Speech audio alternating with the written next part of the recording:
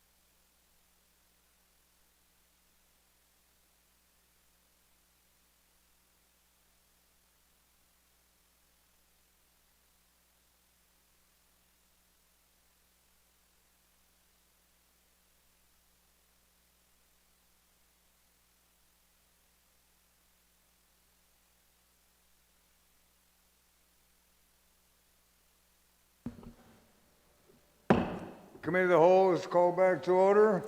Let's close this amendment.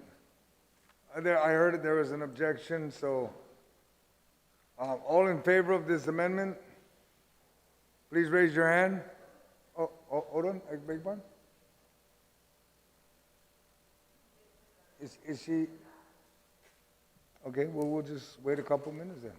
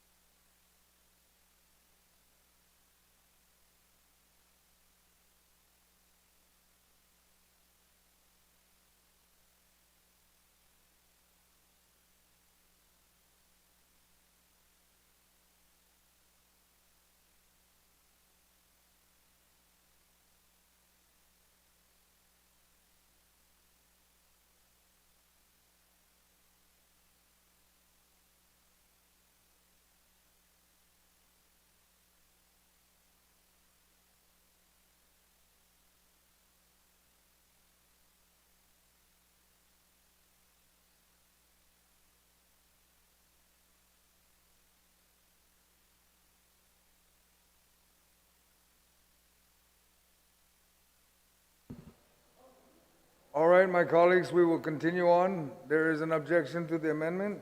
All in favor of the amendment, please raise your hand. 1, 2, 3, 4, 5, 6. Amendment fails. Senator Shelton, you still have one more amendment? Do you want to pursue? No. Senator Clint, we have an amendment from you. Continuing resolution for the Department of Agriculture. You can please address that one and we can move along.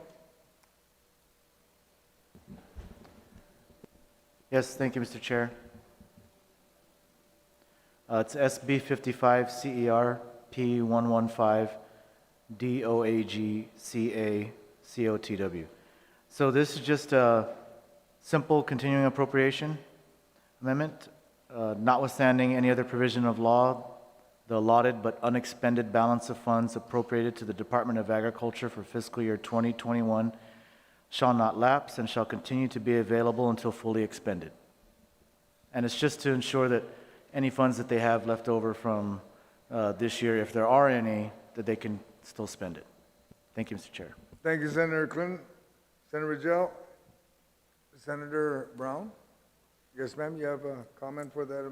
Yeah, I don't have an objection, Mr. Chair, but since I notice this is becoming like a standard language that's being added on to a bunch of department and agencies, at what point will we know, as we wrap up this fiscal year, what those remainders are? So we actually know, are we over appropriating or under appropriating to these agencies that these lapses are there? Because I think it would be good if we could find out as we prepare for next budget year what these lapses are. All right, we'll have Mr. Guerrero present. Yeah, when would we have a good idea of getting that information? Yes, Senator. Technically, at the end of the fiscal year, something like a draft preliminary report is issued by Department of Administration to reflect the balances as of September 30th. Okay. But these balances normally are not verified and certified because between October 1st and I believe December 31st, they still have the opportunity to make, adjustments, reconciliation. It's kind of a standard period. 90-day period after the closing of the fiscal year to make any type of adjustments, post-closing entries, et cetera, and then these balances are basically normally verified and certified in the audit, which normally comes out in May and June. Okay, well, that'll be good. That'll just be in time for the next budget cycle, but I appreciate it. I think it would be good to know because sometimes the argument is made that we're not appropriating enough and that money's the issue, and sometimes it's not necessarily just the money. Because you end up finding out that some of these department or agencies end up essentially inheriting some significant lapses, and I think that's a good gauge to be able to go back and find out why funds that were requested for that fiscal year were not expended in a timely fashion. So with that, thank you, Mr. Chairman, for the opportunity to inquire on this issue. All right, thank you. Are there any objection to the amendment for the Department of Agriculture continuing resolution? There being none, so passed. We have two more, and it's from Senator Parrish. One is for Department of Labor, and one is for PSB, Bureau of Statistics and Plans, and they're both continuing resolution, notwithstanding on any other provisions. So we're just waiting for that to be downloaded so that we all can see it, and then we can move on it. Madam Speaker, you have one also? In the meantime, if I could just ask a question for OFB before we move on from this chapter. It's just about the health insurance one more time. Can we just ensure us that we've covered the retirees' health insurance for the FY22 based on, the new rates, and that they're not going to see an interruption of service in the FY22? Yes, Speaker. The amount that was reflected in the FY22 bill is the amount that was given to us by retirement. Okay, for the health insurance. For the health insurance All for right. the retirees, Okay, yes. thank you very much. Thank you, Mr. Chair. All right, thank you.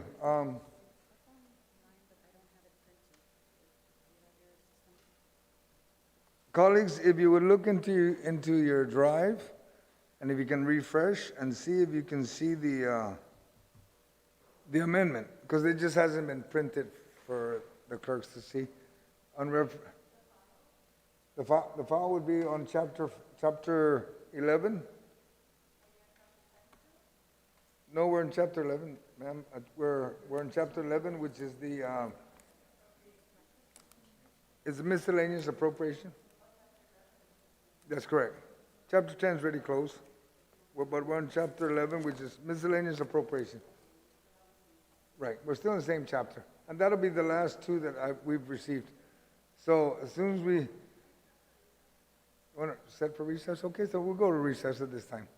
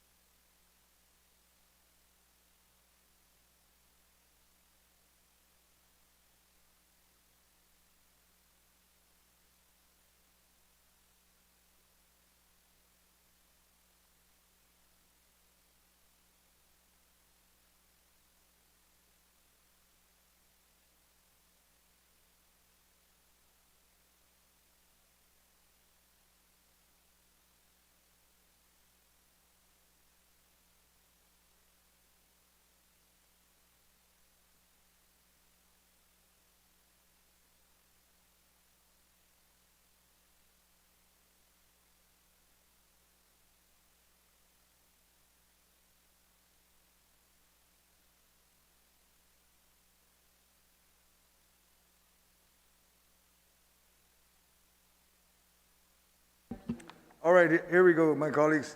We have the first one would be under SB 55 SFP, page 115, BSP, and is the Bureau of Statistics and Plans continuing appropriation. Senator Paris, if you'd like to go ahead and start with that one, and then we can move on. Yes, thank you, Mr. Chair. So this amendment does what the other ones do for continuing appropriations, but it's for Bureau of Statistics and Plans. So it states, notwithstanding any other provision of law, the unexpended balance of funds appropriated to the Bureau of Statistics and Plans in Public Law 35-99 shall not lapse and shall continue to be available until fully expended.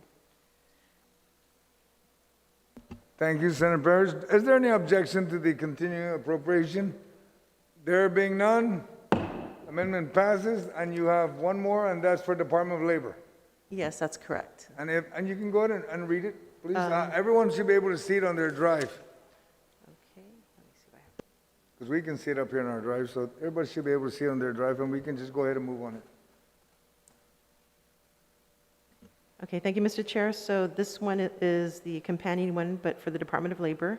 It states, has pretty much the same language, notwithstanding any other provision of law, the unexpended balance of funds appropriated to the Department of Labor in Public Law 35-99 shall not lapse and such, and shall be, sorry, I can't read that. And shall continue to be available until fully expended. Thank you, Senator Paris. Is there any objection to the continuing appropriation? There being none, motion passed. My colleagues, we have completed Chapter 11. That is now closed. We will now move to Chapter 12. And we'll take a couple of minutes recess so I can gather all the documents, because we have quite a few amendments in that chapter. Then we're almost done with the budget, my colleagues.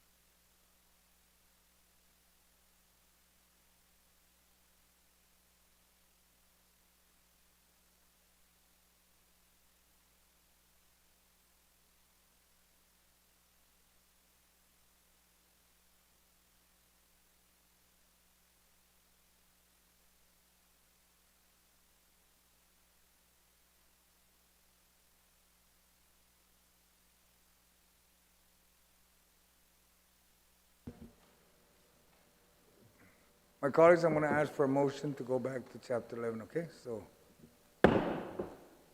being the whole is called back to order, I ask my colleagues if you would support that we go back to Chapter 11. There was an amendment that was in the system. By the time it came down, I guess I moved too fast. That we need to entertain unless the body does not want to go back to Chapter 11. That I closed already. Is there an objection to that? You have an objection? There's an objection to go back to Chapter 11. All in favor of going back to Chapter 11 then? Please raise your hand so we can settle the 1, 2, 3, 4, 5, 6, 7, 8. Motion passed. We're back on Chapter 11. Now, let's go to SB 55 TCN, page 115. We are at Senator Nelson. You have educator classification, compensation, and benefit study. Ma'am? Thank you, Mr. Chair. The amendment is, file name is SB 55 TCN, page 115. This is to add a new section for educator classification, compensation, and benefit study. And we are utilizing the allocation of $100,000 from the general fund in Section 1 of Part 1 of Chapter 2 for the sole purpose of funding an educator classification, compensation, and benefit study to adjust classified and unclassified educator compensation and classification in fiscal year 2022. And so, colleagues, you know,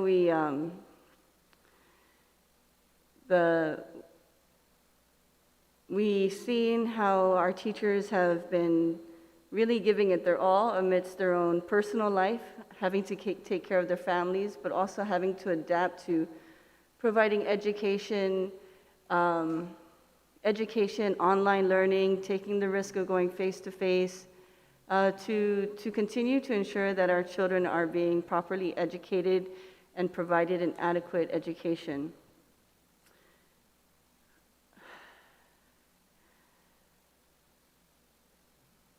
Teachers don't get overtime. They don't get compensated for the hours that they spend outside of school. And unlike many other government agencies that fund certifications, that fund additional training, teachers have to pay for those to keep their certification. For example, in order to become an educator, you have to have your college degree. You have to be able to, in order to get your teacher certification, you have to be able to pass the Praxis 1 and 2 in the area of your job, your expertise. And all of that comes out of pocket. It's not funded by the department. Other agencies, they fund uniforms, they fund additional training for upward progression. If you want to move up another classification, you have to pay for your own master's. Some are fortunate to avail to scholarship programs that we appropriated earlier in this budget act. But others pay out of pocket to improve their education so that they can get their master's degree or their doctorate degree. We see that the government is also providing support for other areas of education in other agencies. But that's not the case with GDOE. There are scholarships available that people can avail to, but not every teacher can get that. And so I humbly ask your support. This is just a study to be done to ensure that our teachers are adequately compensated for the work that they do and the efforts that they do for our children to go above and beyond the standard. So thank you, Mr. Chair. Thank you, Senator Nelson. I'd like to just ask a question that maybe you may want to consider, just right before you comment, Senator Tello. Because of the budget process, maybe you might want to change the date, is no later than December 30th, but the implementation, it'll impact the budget cycle. Then maybe either we get it earlier than September, or the implementation of the salary would have to be in the next fiscal year. Because if we pass the budget before September 30th, which we will, 2022, we will not know the impact to the government's budget until 60 days later after the budget is passed. So I don't know, maybe it'll be effective, not 30 calendar days, June 30th. Instead of, see, the implementation of salary increase due from said plan shall be effective June 30th, 2022 or 2023. And the reason for that is allows everybody a chance to adjust their budget. Okay, thank you, Okay, that's Mr. something Chair. you might want to consider, please. I'm open to that amendment if, for accounting purposes. I'm open to that amendment. Okay, all right, and we'll just continue the conversation Okay. while we We get work the administrative folks to add it on. Senator Tello, you wanted to comment about the amendment? Yes, thank you, Mr. Chair. Mr. Chair, my question is with regards for OFB. This funding is coming from the general fund, Section 1, Part 1 of Chapter 2.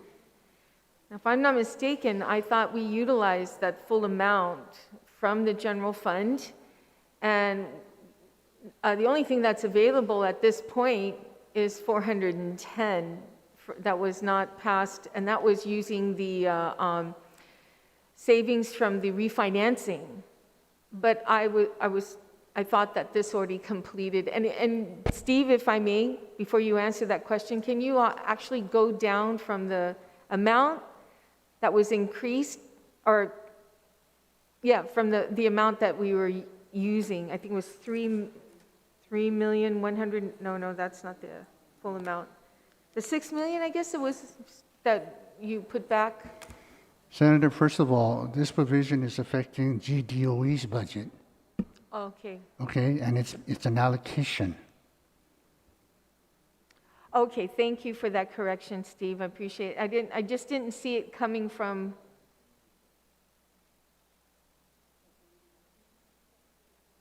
Yeah, I don't see it saying it's coming from GDOE. I don't see it. Senator, I'm sorry. Can I have a short recess real quick, just to find All out right, where short the funding's coming recess. from?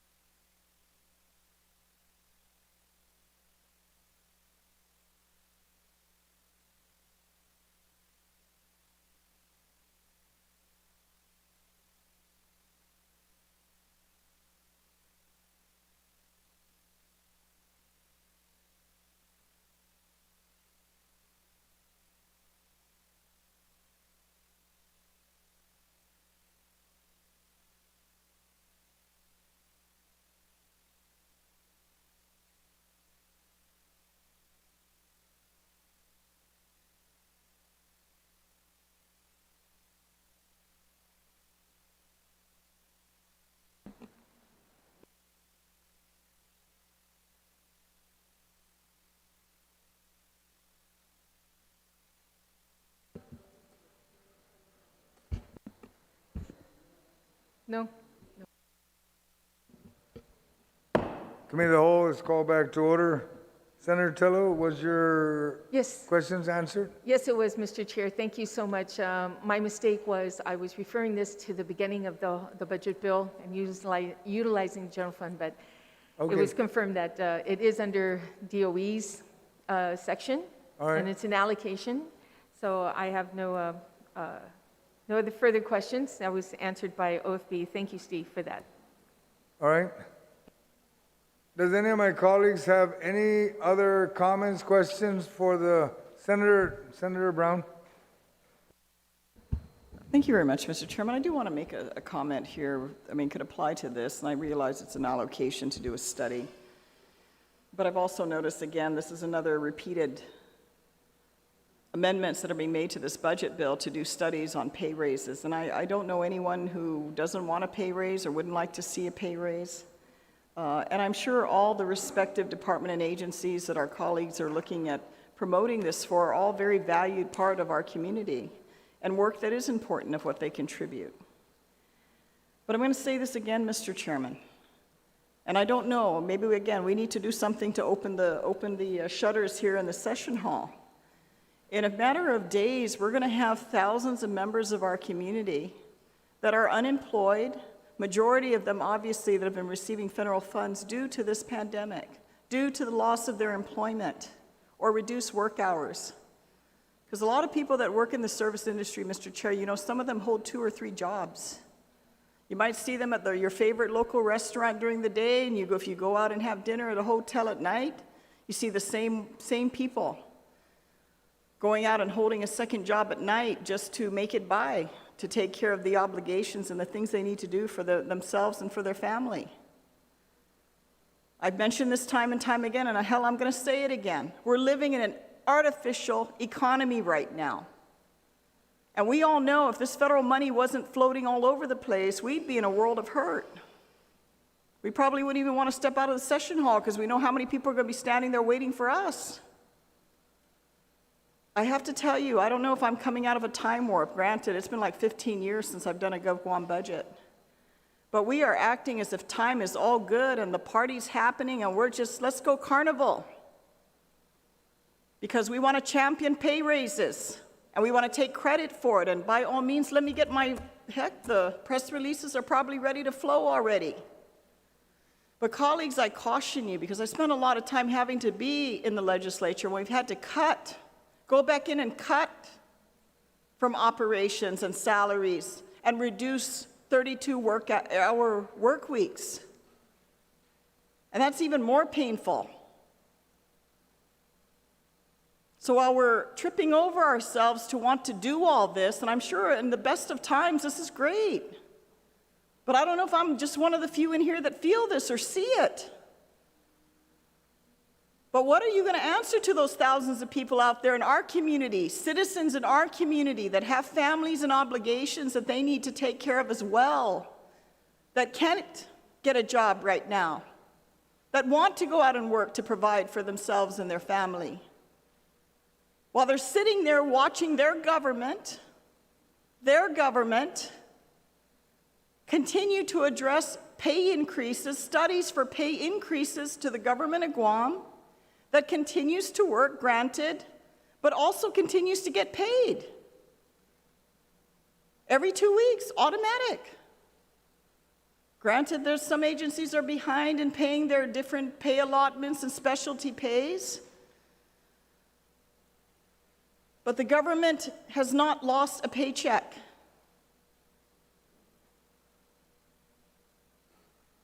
But we must be turning a blind eye to that because we continue to act and continue to add to this budget as if everything is fine with the world outside the session hall.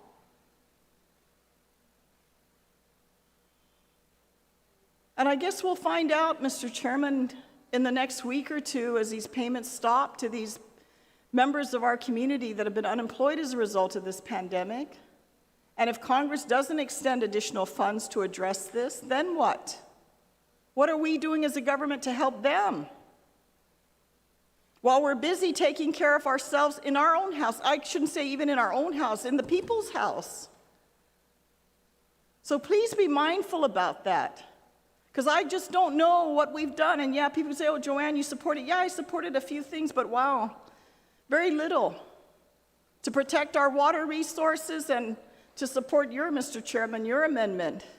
I haven't added much to this budget because I always prefer the conservative approach because it's easier to add on when we can versus giving and then having to come back and take away. I think we do more harm by doing that. But we have a responsibility to acknowledge the realities of what's happening in our community. And what are we going to do, colleagues, if this pandemic continues? What if this is life? What if a year from now we're still in the same situation with a different version of this virus? Even the United States government cannot continue at the pace it's going because everything that, the amount of money that they're expending, there's a limit to it. And what are we going to do if we have a recession? Then what is Guam going to do when we don't have the money coming in from Asia and our tourism industry, and we don't have the generosity of the federal government because they're going to end up, and granted, they will, the time will come to roost even for the federal government. I know my time's up, Mr. Chair, but I think it's important that we be mindful of that as we're moving forward, because now I don't even know if I'm going to vote for this budget and risk what little I put on the table because I'm just concerned about the message that we're sending out to our community and to our people out there. So just be mindful, colleagues, because I have to tell you, lately I'm beginning to wonder what glasses and what world we're looking at when so much is suffering out there and we're so quick to want to benefit the government itself. I don't think that should be our priority. Thank you, Mr. Chair, for the opportunity to comment. Thank you, Senator Brown. Senator San Augustine? Thank you, Mr. Chairman. I rise in support of this amendment. For most of you, you probably didn't know that I was on the Board of Education for 6 years. And on my first 2 years, we were able to convince, based on the law that did exist, and I don't know if that law still exists, is that we can request, the board can request that the civil service conduct a study, a pay study. And at that time, they did conduct a study. The teachers were, I think, was listed at number 43, somewhere down the bottom of the totem pole. And based on the study, they got up to number 23 or less. They were up there. And through the years, and we're talking 2007, 2008, is when the study was conducted and it was then implemented. Then the teachers were able to get their pay raise. Since then, they did the Hay study, and it was quite obvious that there was disparity between that study. Not only for teachers, but also for the police officers that received a 40% pay increase. And I'm in full support. And back then it was civil service that had to foot the bill to do the study.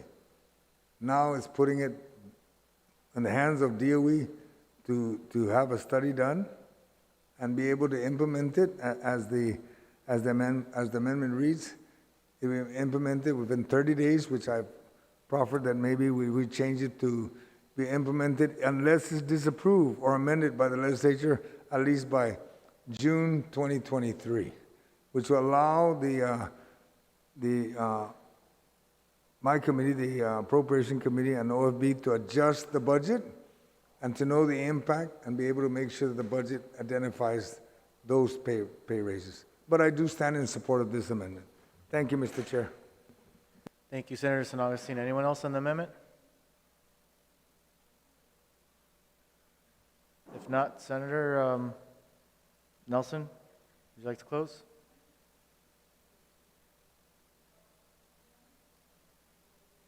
Madam Speaker, you're recognized.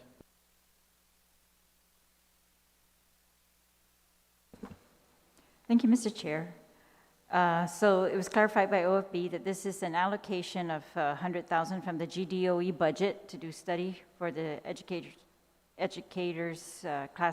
pay study class. And I support this wholeheartedly. It doesn't take any money away from tax refunds. It takes it out of the GDOE budget. It also will, hopefully get them to do a study that has been promised for the teachers for a very long time, and so that we can know once and for all whether, what we suspect or what we have been told for many years is that they are supposed to be getting higher compensation And so that can be formalized.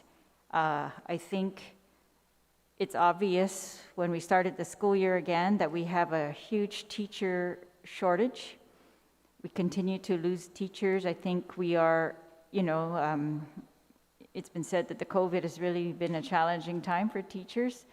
And so I think we need to do everything that we can to retain them and to recruit them into this profession. And it's a profession of love for real, especially right now when their pay is not up to par with the pay, in the States, or even the pay at Dodea. That's where a lot of our teachers are recruited. I think the GFT puts a study up on their online about, the difference in pay between Guam teachers and other teachers. And so this is a reality. And I think it's something that the Hay was supposed to fix, but the Hay, for some reason, came up with a little bit of skewed results when it came to teachers, especially experienced teachers, which I think are a huge benefit in the classroom. I don't think anybody's going to deny that. So, of course, I support this. I had an amendment for later on in the budget to do the same thing, so I'm very glad that this is going to be done. Thank you, Mr. Chair. Thank you, Madam Speaker. Anyone else on the amendment? Senator Nelson, would you like to close? Thank you, Mr. Chair. The previous speakers have brought up very good points. Absolutely true that people are having to work 2 jobs. I know a couple teachers that have 3 jobs. And so there is a need to do the study. We are losing teachers to Dodea. Many teachers are relocating, and these are some of our best teachers. We always have this platform on education, public safety, and health. And so, colleagues, I humbly ask for your support. It's something positive for our teachers to show that we appreciate their hard work. Thank you, Mr. Chair. Thank you, Senator Nelson. Are there any objections to the amendment? No objections, motion carries.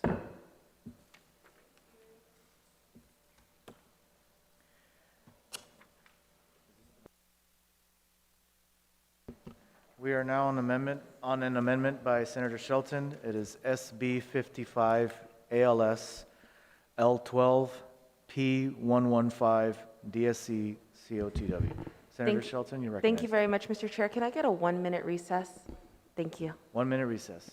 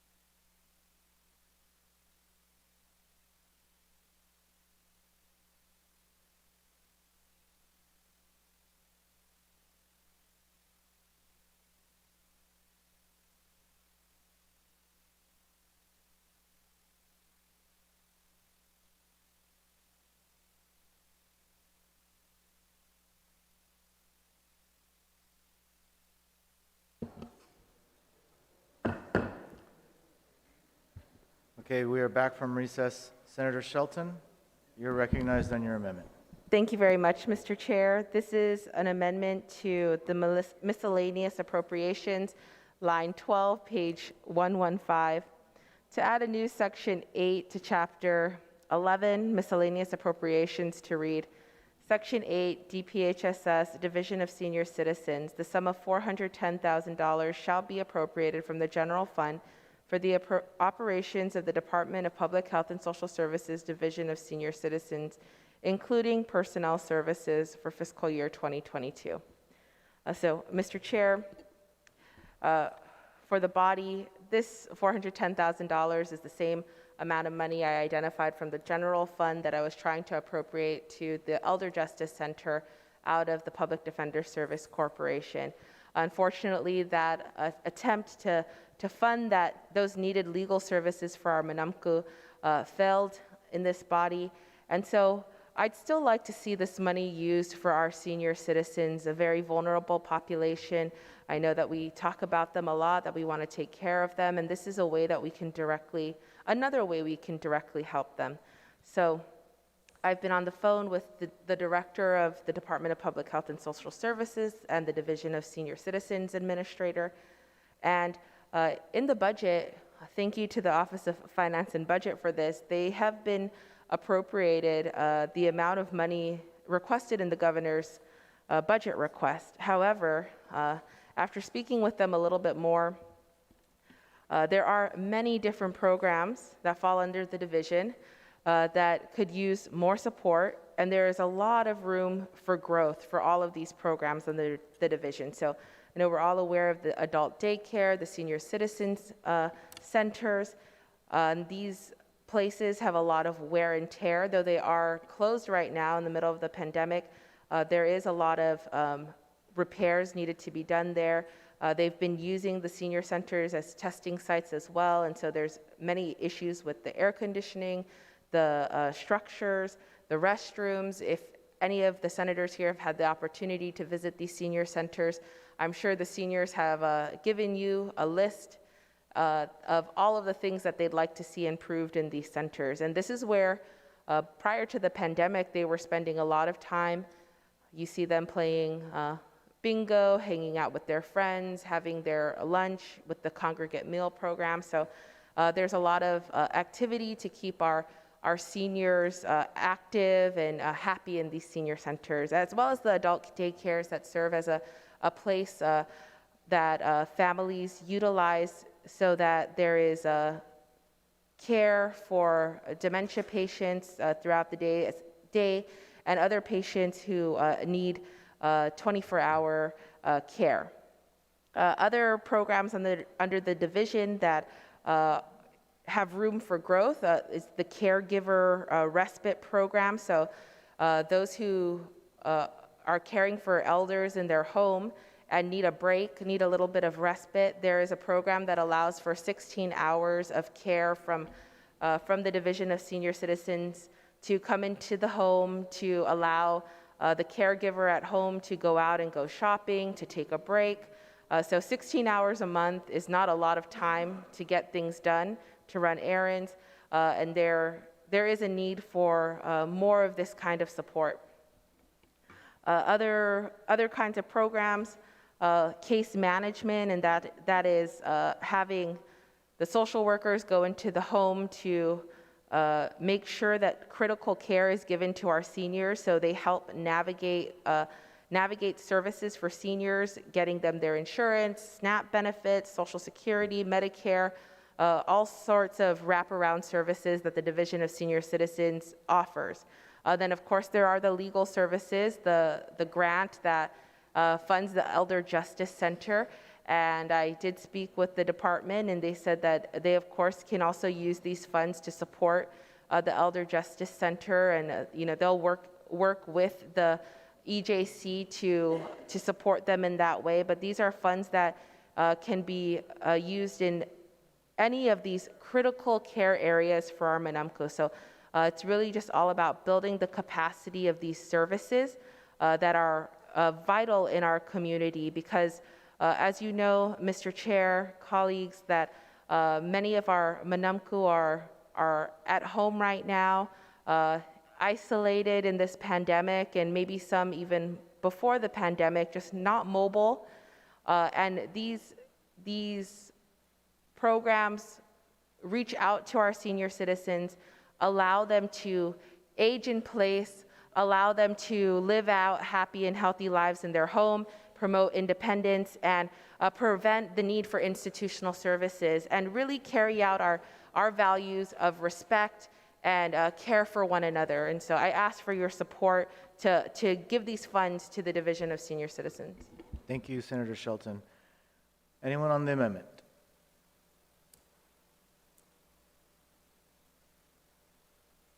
Any objections to the amendment? Seeing none, motion carries.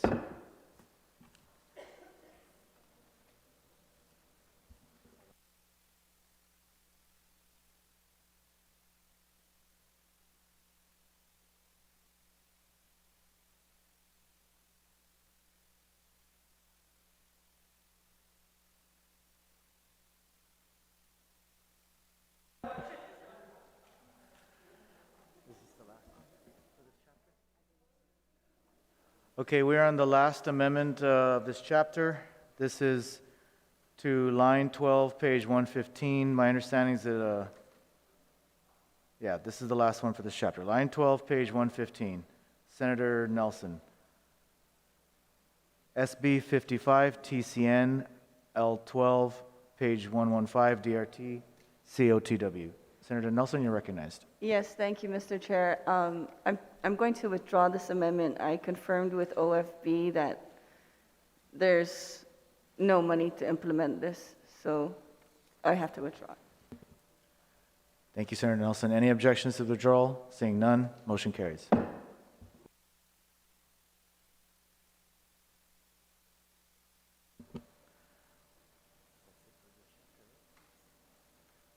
Chapter Mr. 11 Chair. is, Mr. Chair, if I'm not, Senator Tadui. yeah, thank you, Mr. Chair. Mr. Chair, if I'm not mistaken, there, in the miscellaneous provisions, I brought this up to the chairman earlier regarding some notwithstanding to carryovers. Why would it be an appropriation, provisions? Shouldn't it be in appropriations? And this, I think, is GCC, UOG, those areas.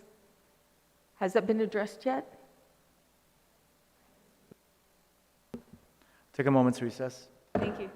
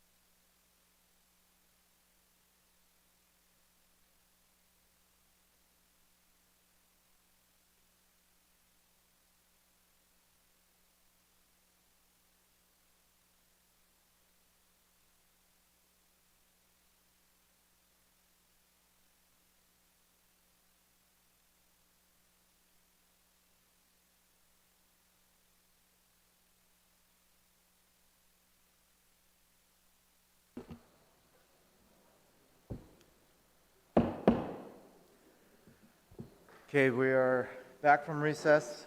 We were able to clarify some things. And so the question that was brought up earlier by Senator Tidegui about where the amendments should go has been clarified, that they should stay where they're currently at. So that means that there's no more amendments in Chapter 11. Chapter 11 is now closed.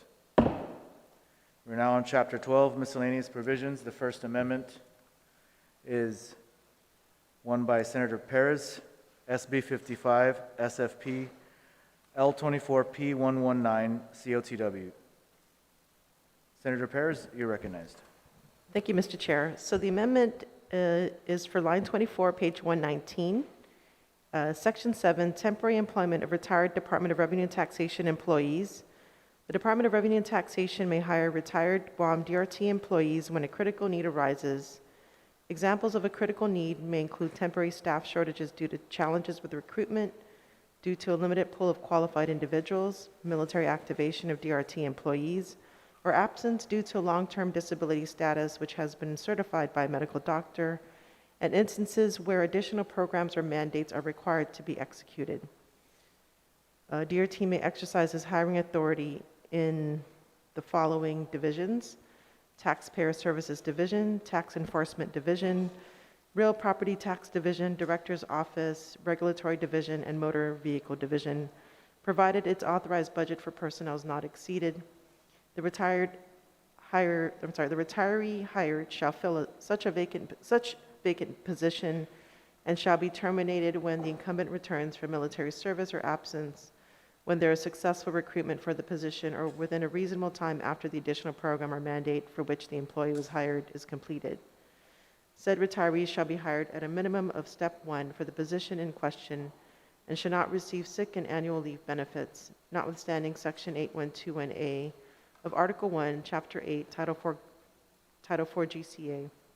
Retirees hired temporarily pursuant to this section may continue to receive retirement benefits. Any employee hired under this section shall only be eligible to enroll in the Government of Guam Health Insurance Program as an active employee.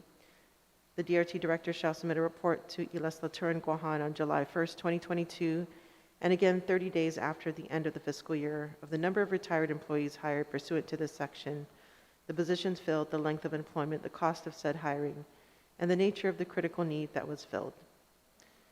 So this was actually language created by Director Shimizu, and it expands their flexibility to hire those that are retiring due to, I believe there's some employees that are due to retire soon, and they want to be able to keep those qualified personnel in the case that they can't recruit people as quickly as possible. So I ask for my colleagues' support. Thank you, Senator Perez. Anyone on the amendment? Senator San Augustine, you're recognized. Thank you, Mr. Chair. I rise in support of the amendment, being a former employee of Revenue and Tax. And jokingly, maybe when I retire here, I can go back to work there. But it's good because one of the biggest problems they do have at Revenue and Tax is quite a few of the individuals that have retired with institutional knowledge.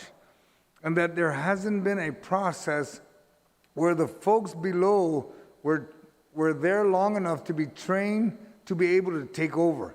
So what the department has been struggling with is that when somebody retires, there's a big vacuum.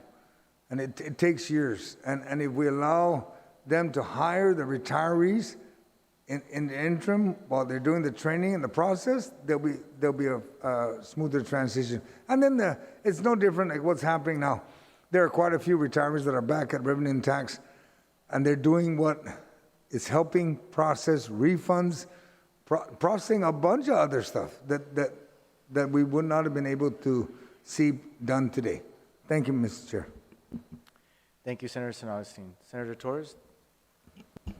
Yes, I just want to ask the proffer of this amendment. One of the significant changes to what used to be in is the ability to hire at a minimum of Step 1, which means that Step 1 isn't the pay range. It could be at the discretion. And is that her understanding, and was that a conciliation by Rev and Tax?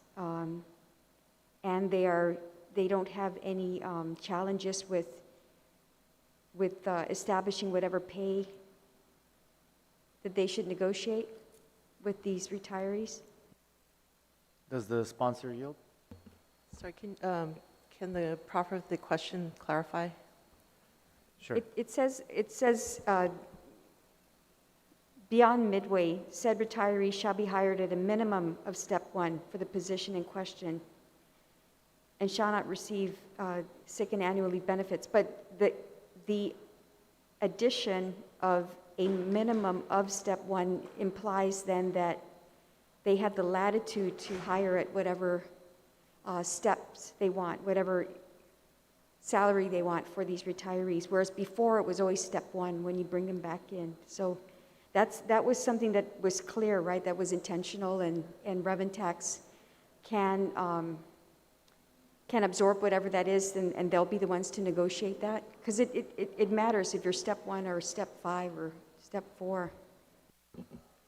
So I think, can I clarify the question? Yes, please. Are you asking if this would enable them to hire above step? Is that basically what you're asking?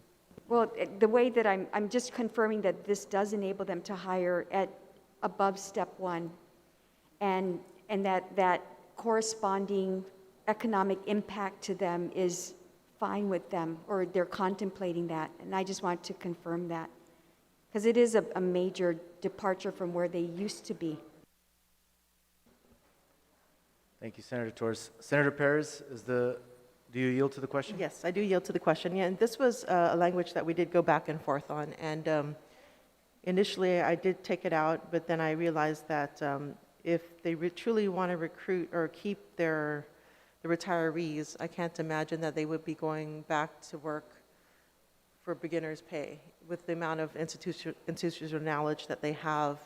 And this basically mirrors the language in the subsequent Section 8 for social workers. So it wasn't really a stretch because the language is used in the budget bill too as well, but with the intent of keeping these retired workers in the event that they can't recruit as quickly.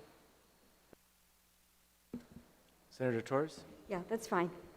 It just with the understanding that they could be making retirement and, their same salaries as if they were not retired. That's the only point I want to bring up, but that's fine if that's what is intended. Thank you. Thank you, Senator Torres. Anyone else on the amendment? Senator Perez, you may close. No. Any objection to the amendment? Seeing none, motion carries. We are now on an amendment by Speaker Terlahi. It is SB 55 TMT L19 Pt.1 COTW. Thank you, Mr. Chair. This is just kind of a house cleaning measure. I've been receiving calls from some agencies that are not sure how to implement some of the language that we put in last year's budget. And so what I did was I took what is like a budgetary temporary provision, and I separated it, and I took other parts of it and put it back into the statute that we already have as to boards and commission stipends, so that it's permanent and that they're all consistent. Well, that's the goal. I'm open to suggestions. So the temporary language will now only read that any compensation owed to board or commission member in fiscal year 2022 shall be paid from appropriations in this act by the department or agency responsible for the administrative support and operations of such board or commission. So that's like budgetary language. That stays in here. I took the rest of that language from lines 19 and on and put it into the statute, which is Part B of my amendment, which is Title 5, Section 43104A, that already governs boards and commission stipends, and it just, carries our temporary language from last year and makes it permanent into this statute. I'm going to read it out loud so everybody understands and can give input as to if this is what they intend. So, a member of a board or commission shall be compensated in the amount of $50 for attending a board or commission meeting, not to exceed $100 per month. Civil service without limitation shall receive $50 for every meeting, blah, blah, blah. So they're unlimited 50 civil service for every meeting. Everyone else is $50 per meeting and then 100 cap per month.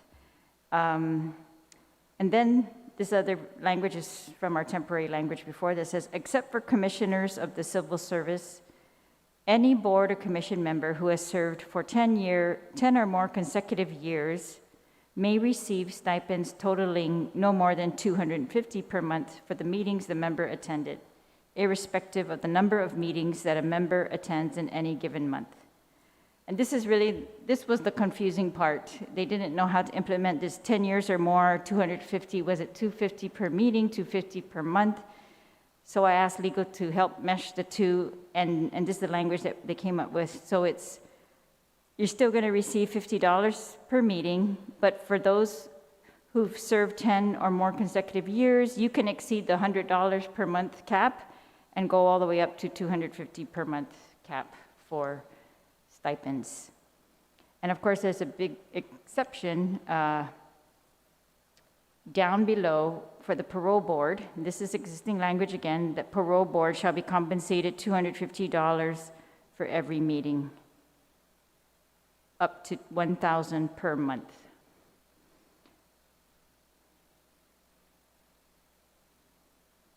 So that's the amendment. It's pretty much to take the temporary, make it permanent, and hopefully clarify how to implement that 10 years or more provision.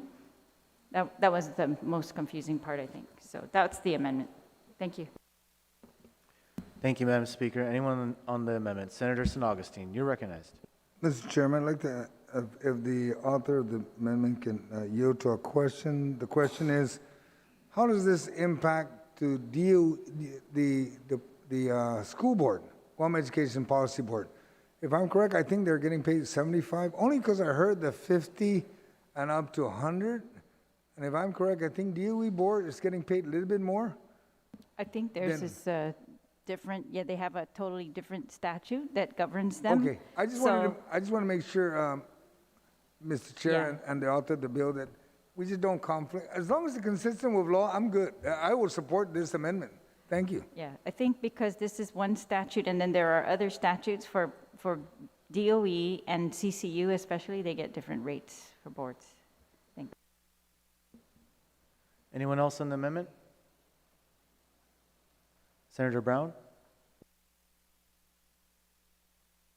Thank you very much, Mr. Chair. I just wanted to see if the author of the amendment would yield. I just want to get an understanding of this. If you've served for 10 consecutive years or more, you can get up to $250 per month. What is the rationale in wanting to raise it and separate it from everybody else serving on the commission, whichever commission they may be serving on? Why do we feel a need to give it an increase to someone who's served over 10 years? I mean, we're serving on boards, we're not working on increments, so I just wanted an understanding of what was the logic behind this decision. I'll yield, Mr. Chair. All I know is this is the language in the bill right now, this 250 for 10 years or more. It's not my language. I didn't put it in there last year, so I'm just trying to, it's still in the bill. I'm trying to make it clearer. That's all, not change it. So if I can just clarify, so this was put in statute prior to your amendment being put in place. This is here now. I've never heard of this before, No. but there's a lot of things I haven't heard about. All right, but- so last year, this was in the budget bill. You see the bill on section 17?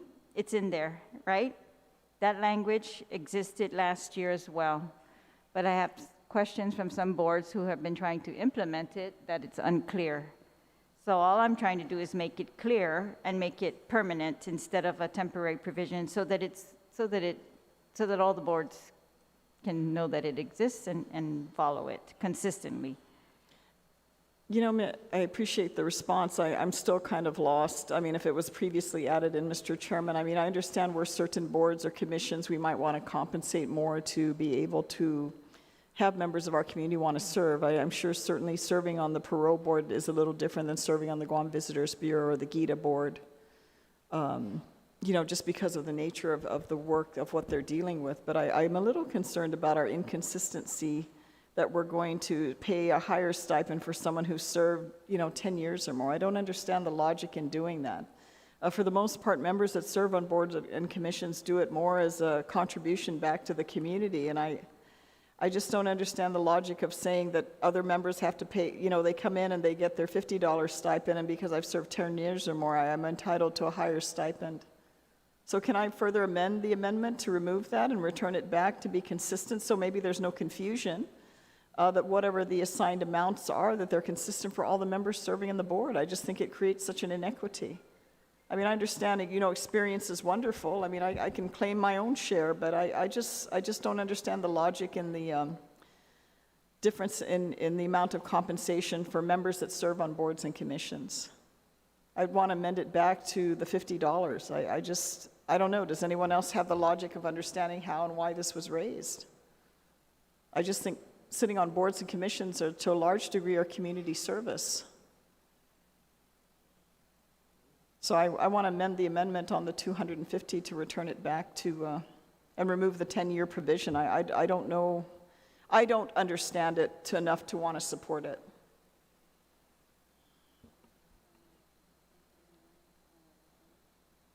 Okay, we'll take a moment's recess.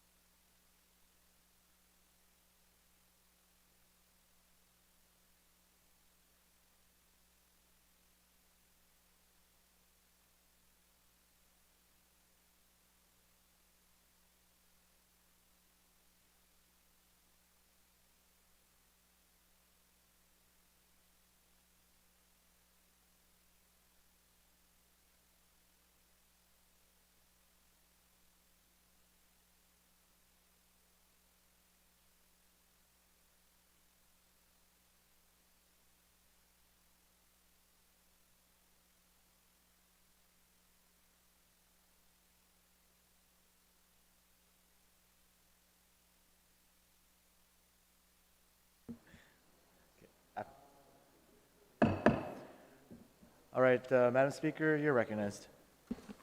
Thank you, Mr. Chair. As I said, I was just trying to clarify some language in the existing bill, but I think one of my colleagues has a better solution, so I'm just going to withdraw my amendment, Mr. Chair. So I motion to withdraw my amendment. Motion to withdraw. No objections. Motion carries.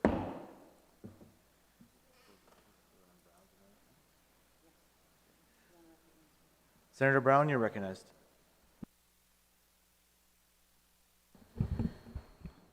Thank you very much, Mr. Chair. I don't know if this has been uploaded yet for the members here, but essentially, I'm just removing the inconsistency with regards to years of service of a board member. I'm just of the position that if you're serving on the same board, all members that have been nominated and confirmed by the legislature to serve, that everyone should be essentially compensated the same, whatever that amount is. I understand for some, it's a little more than others because of the type of work on the board they're being asked to undertake, and I have no issue with that, but I just want to remove the segregation of differences between 250 for a board member that served for over 10 years versus someone who's come in and only served for a year or two. I just think there should be, everybody should be treated the same, everybody should be compensated the same with regards to their service to any board or commission of our government.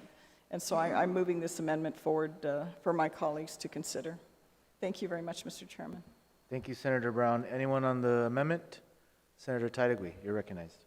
Just real short, Mr. Chair, I know that we're catching up on the 5 o'clock hour, but I stand in full support of this amendment. I think it was very unfair just reading this, and shame on me for not seeing it in the last budget bill, you know, this kind of segregation going on between board members. Everybody serves mostly, you know, to do their duty, to be a part of the community, to assist the community and do their part. And some of these board members don't even want to get paid or compensated for it. They feel they owe it to their community. But when you start doing something like this, you know, it sounds like it was self-serving interest for somebody here, and I think we don't want to see that happen. You know, I think we all want to be very fair about this. And I'm sure the people of Guam who pay taxes every year to pay for this would want that same perspective. Thank you, Mr. Chair. Thank you, Senator Titagui. Anyone else on the amendment? If not, Senator Brown? Any objections to the amendment? Seeing none, motion carries.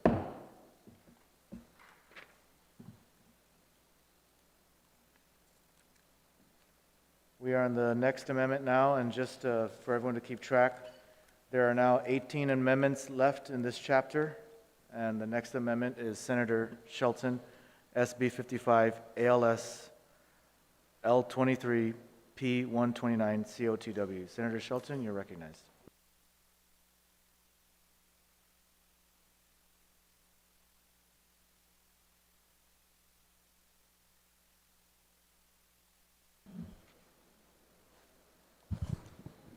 Thank you very much, Mr. Chair.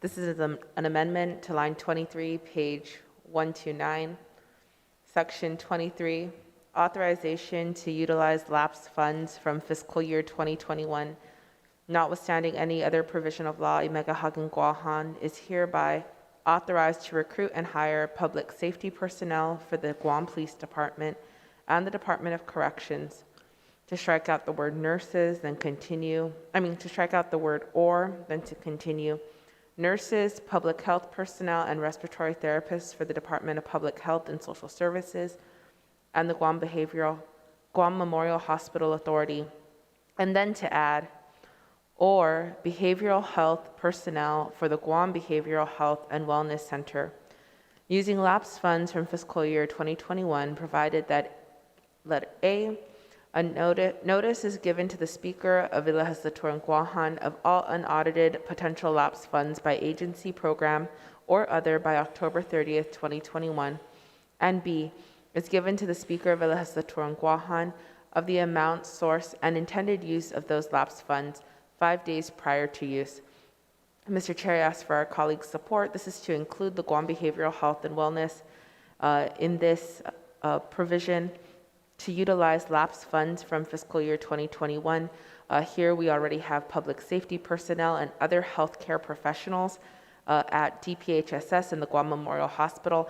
And as we know, the Guam Behavioral Health and Wellness Center has really stepped up to the plate over these last few months of the pandemic. There have been many social and emotional wellness needs in our community. The hotlines are ringing off the hook, and they need extra support there to service our people, to ensure that we are providing for these mental health needs. So I ask our colleagues for their support to be able to hire the behavioral health personnel at the Guam Behavioral Health and Wellness Center.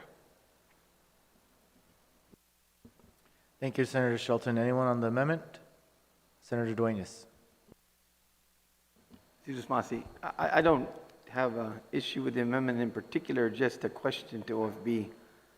It seems the amendment is doing something that you were discussing earlier, Steve, which is that it basically would be allowing for the usage of lapsed funds unaudited when they would normally become available sometimes in June, as you discussed. Am I not seeing that correctly?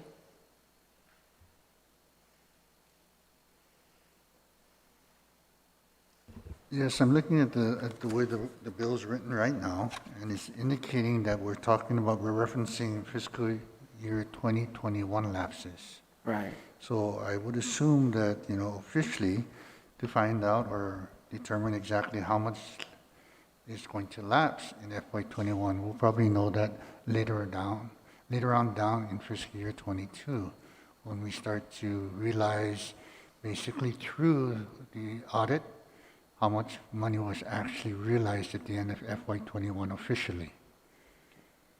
So this would be an unusual practice, no? That these would become available in terms of a continuing appropriation so early in the reconciliation process?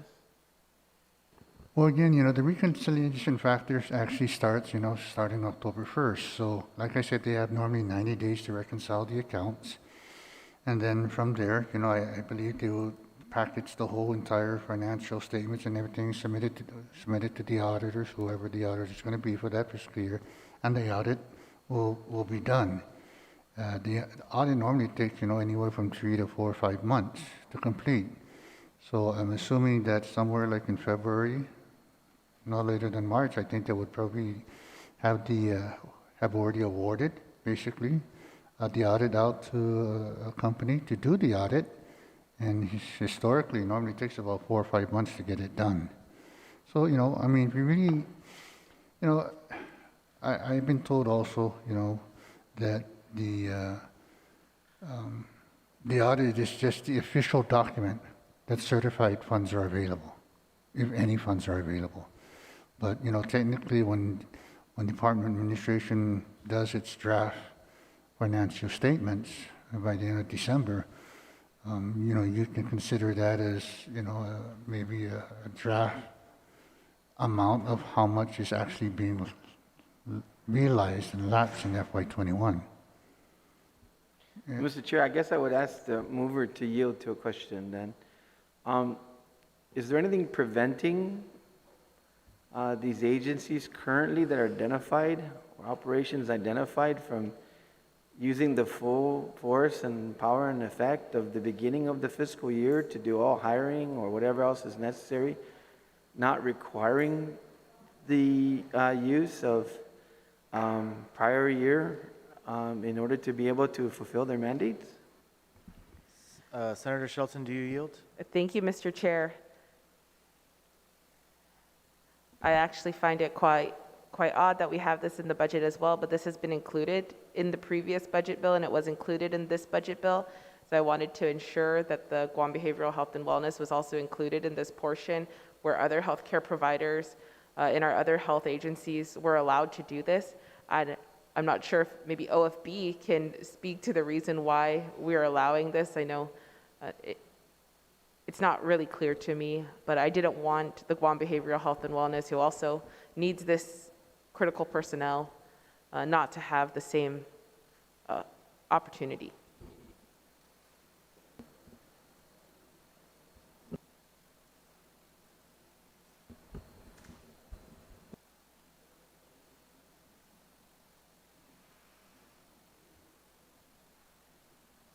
Let me just check, Senator, if you give me 1 second. I just wanted to make sure that this provision is either part of the executive branch, part of the executive budget request, or was it something that we carried over from last year?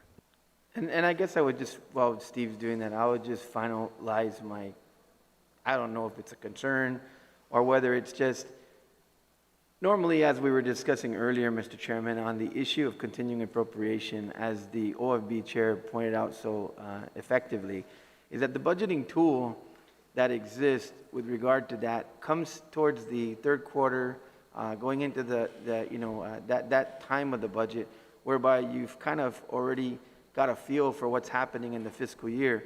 Your first quarter, of course, there's a lot of front-loaded obligations like things for COLA and so many other expenses that come up. Then you start to get into your revenue portion in your April tax time and everything else, where you start picking up steam in terms of monies that start just the traditional high points of the government's revenues. So when you have this audit that comes forward and it comes to that time and you're kind of middle going into the latter part of the fiscal year, here's where you need that, a lot of times you need that flexibility and that capability to use that authority and what may have lapsed in your budget. So if you use that in the beginning, when that should be the most productive part of your budget, because that's basically when you've, without restrictions, of course, when you've basically been given every tool you need to begin the fiscal year, especially when it comes to critical personnel. So like I said, I'm not particularly against it. I just don't know if it's a prudent tool, other than being used at the latter part. But if, I can be convinced. I'm just saying I normally I would see using your ability for lapses on the audited basis, knowing that that increased your ability to expend. So, Mr. Chair, if I can offer a point of information as well. Sure, That go is ahead. exactly what this amendment is doing, but the problem here, I think that these agencies are faced with, is that often processing the GG1s to get these individuals into the agency, it is a very, very long process by statute, and the GG1s are not always fully processed in the same fiscal year, and so that causes the identified funds to lapse in some cases. Thank you, Senator Schultz. Steve? Yeah, yes, Senator Duenas, to answer your question, the provision was actually part of the executive budget request. So all we're doing is just carrying it forward. okay, like I said, I don't primarily object. I mean, if they use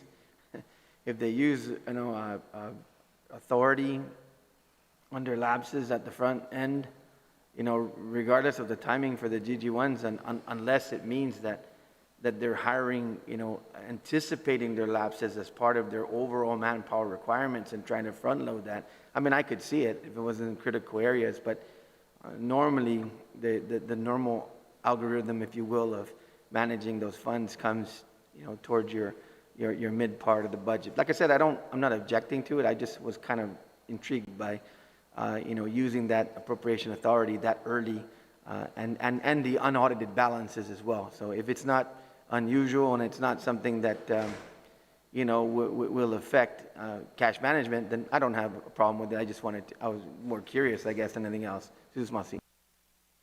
Thank you, Senator Duenas. Anyone else on the amendment? I'm sorry, Steve? Yeah, I just wanted to add that this provision also is in the FY21 budget. Okay. Okay, anyone else on the amendment? Senator Shelton? Any objections to the amendment? Seeing none, motion carries. We now have 17 amendments remaining in this chapter.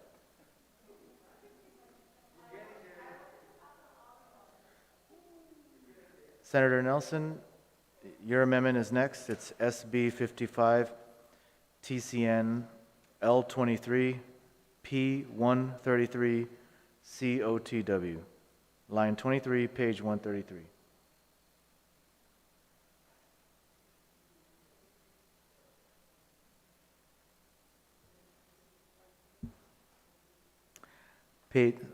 Page 133, line 23.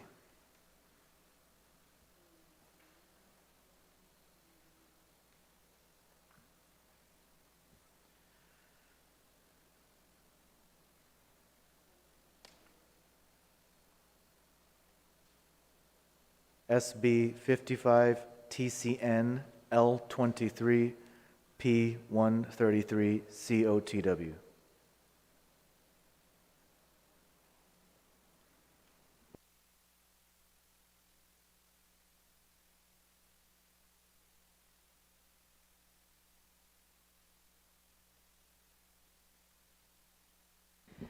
Thank you, Mr. Chair. Mr. Chair, the amendment is primarily for the Charter School Council, and it reads, "The unexpended balances of appropriations from the general fund to the Department of Administration in support of the Guam Academy Charter Schools Council in fiscal years 2019, 2020, and 21 shall not revert to the general fund and shall continue to be available until fully expended for the original purposes of said appropriations and for the purposes of addressing issue caused by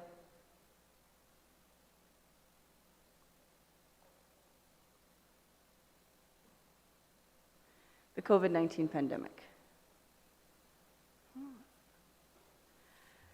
Okay, you know, we've been having a lot of back and forth between the council and Department of Administration. There's been instances where DOA has been willing to work with certain charter schools than others. And so we're just trying to ensure that it's clear that all charter schools should be given equity and be able to work with DOA, especially when they have a lot of outstanding vendor payments. And so, colleagues, I humbly ask your support. Thank you, Senator Nelson. Anyone on the amendment?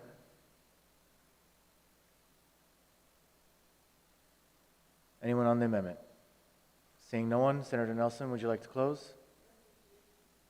Any objections? Seeing none, motion carries.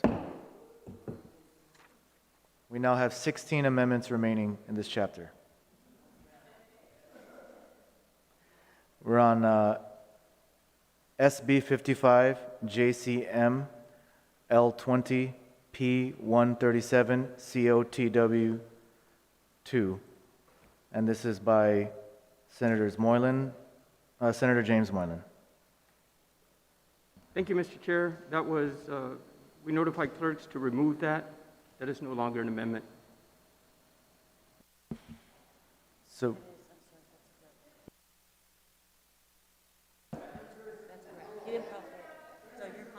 okay, so that amendment actually was previously withdrawn. So yes, now we have 15 amendments left.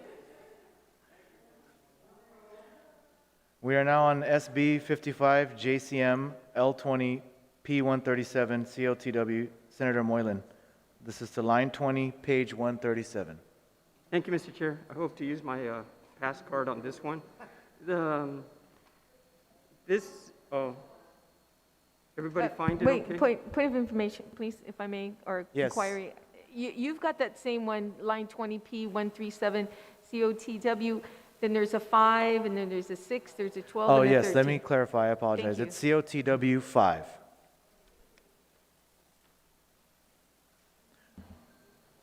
Senator Moylan? Okay, thank you. Hope my colleagues were able to find that in favorable condition there. So what this is to add a new section to Chapter 7 under miscellaneous, but it's also reference to subsection 77113.1 of Chapter 77, Title 10, Guam Code annotated. This is the annual police training cycle, which originally was going from the original law started at 2017 through 2021. So what this amendment does is scratch out the 2021 period. I'll read the amendment. So it would read, the Guam Police Department shall, beginning fiscal year 2017, conduct a police training cycle for no more than 40 candidates, and instead of at least, it was changed to no more than, because Chief Ignacio was concerned about that, so he was more in favor of no more than. 40 candidates per fiscal year. Now, each year, the Chief of Police shall determine the total cost to conduct a recruitment and training cycle pursuant to the requirements set forth in subsection 7711318 of this chapter, and he shall transmit this as part of his department's proposed budget to the governor for inclusion in the executive budget that the governor submits annually to the legislature. The third part of this is that the chief of police shall submit a report to the governor and the speaker of the legislature no later than June 30 of each year to present an update of the police training cycle conducted during the fiscal year and pursuant to the requirements set forth in this subsection. So, Mr. Chair, so what we're doing, the existing law is going to end in 2021. We removed the end date, so it doesn't sunset. We reduced, it's up to the police chief to determine how many candidates, but at least no more than 40. And the chief then submits the report or his budget report to the governor, and then from there, the governor to the legislature, and then we review that. We are not doing any appropriations. This is just authorizing and continuing this law further to authorize that the chief of police continuously puts a plan together for us to review for the continuous cycle of police new officers. And as we know, they are in dire need, and we're hoping to continue this wording so we can review it in the upcoming budgets and appropriate at that time. And just for my colleagues' information, the other ones are very similar for the Chief of Police, Guam's Customs, Guam Fire Department, and DOC as well. So I hope for support. Thank you, Mr. Chair. Thank you, Senator Moreland. Anyone on the amendment? Senator Duenas. Jesus Masi, Mr. Chairman, just really quickly, I support this. And I think it's really important going forward that going back to once again in the public hearing on customs, I mean, I was just so disturbed when basically the statement came out that, you know, we were basically just told to wait in line when it comes to the issue of having the training and the cycle prepared in order to go forward and have those individuals ready to recruit, regardless of what the budget situation exists. This calls for a plan, and I think this is something we should have in every year's budget to basically say, you know, we want to know that there's continuity, that there's constant recruitment, that there's constant, you know, candidates eligible to come on to the force. You know, congratulations. I just read a news story, I believe 25 graduates from GPD should really help seeing that presence on the road and the like. But I think as prudent policy, you know, we should have, you know, some direction in that. And I think it's good policy. We also know that every law enforcement agency, Mr. Chairman, that came before us was talking about, you know, bleeding manpower for all the various reasons, you know, primarily for a lot of individuals are being lost to federal jobs because of the high wages and compensation. You know, you have issues where people are just, you know, they're close to retirement, and, you know, let's face it, this is a tough time to be in law enforcement. This is a tough time, particularly with our police officers. And then you've got other issues in terms of why folks will make a decision to maybe change a career or do something else. So it's not something that basically is over cumbersome. It really is a good planning tool. It probably need that recruitment at that level regardless. And as the mover of the amendment said, it doesn't set an appropriation. It doesn't lock the legislature or anyone else into a dollar figure, but it definitely gives us also a planning tool to be able to say, look, if we count on this, you know, every year going forward, that this is what's going to go forward. And I just think it's a good planning tool from the legislature. I think it's a good message to public safety that we'd like them to work closely with us, and that we know cycles are consistent, they're consistently available, And if we got to find the money, we got to find the money. But I think the normal attrition rates are built in here. And I think it's a good policy from this legislature. Jesus Masi, Mr. Chairman. Thank you, Senator Dueñas. Anyone else on the amendment? Seeing none, Senator Tyree, you're recognized. Thank you, Mr. Chair. I have a question to the author of the amendment with regards to, what's already currently in Chapter 77, Title 10. Here it says, it changes the word from at least 40 candidates to no more than 40. And I can only assume that this is because in the event they don't have 40, it almost sounds like you have to have 40 in order to have the training. And now they're just saying no more than. So I understand that part. But the part where it says, in the other section where it says, but first he put, he shall submit this as part, it should be he or she. You never know. The chief of police could be a woman. We've had one before, but of this chapter, and he shall submit this as part of the department's proposed budget.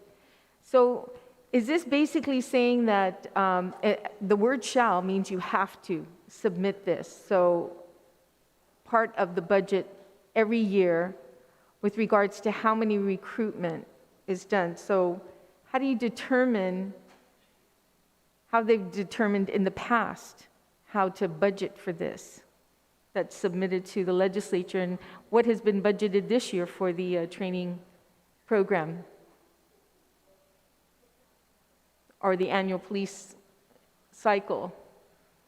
What has been... Senator Moylan, do you yield? Thank you, Mr. Chairman. Thank you for the question. So when proposing the budget for that cycle, the next police cycle of no more than 40, that's when the chief of police would put that in his proposed budget. It's just proposing, and it goes by the executive branch, and then it comes to us if we could fund it or not. So things could change, really. This is just an authorization to include up to 40 in every budget, in this chief's, we can use the word they, in their budget proposal from GPD to determine that amount at that time. The cost could be adjusted yearly. If you look at it, it changes. So there's no cost in this bill. It's just saying we need, as the legislature, we need for you, department head, they, them, to include it in your proposed budget. And that will be likewise for each CQA, Guam Fire Department, Department of Corrections as well. Thank you, Mr. Chair. Senator My Tyree? second part of the question was how much was appropriated for this year's police cycle? Is that a question for the sponsor of the amendment or for? I guess OFB? maybe OFB might be able to answer that. OFB, what is the amount for this year's annual police cycle? How much has been set aside? Give me a second, Senator, I'll get you that number. Thank you so much.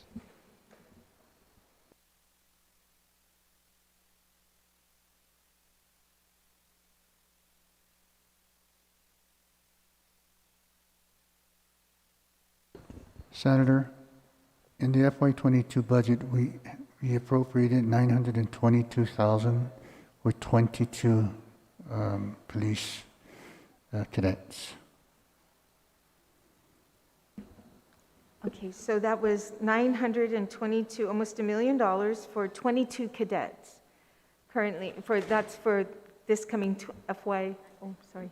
No, Yes. it's going like this. Sorry. Are we right? It's 992. Okay. 992. Okay, 992,000, almost $1 million, Yes, right? Okay. yes. For 22 cadets. And in FY, so are they anticipating, when they talk to you about the budget, were they anticipating additional cadets to go through this cycle? They did indicate that they wanted to run a cycle in FY22. I'm sorry, sorry, say it again. They did indicate in their budget that their intent was to run a cycle in FY22, 2022. And we have appropriated that funding for $992,000. And that's for 22 cadets right now, right? Just 22? Yes. So if you divide that up, what is that per cadet?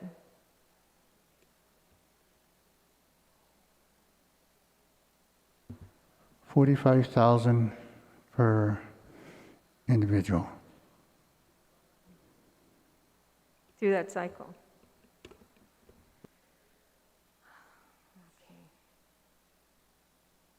Okay, well, it's quite a bit of funding, 22. It looks like they've been able to at least get by that. I know the chief is being very cautious and due diligent with his funding and how much he can put through this training cycle, or now it's called training cycle, so I'm just going to use that name.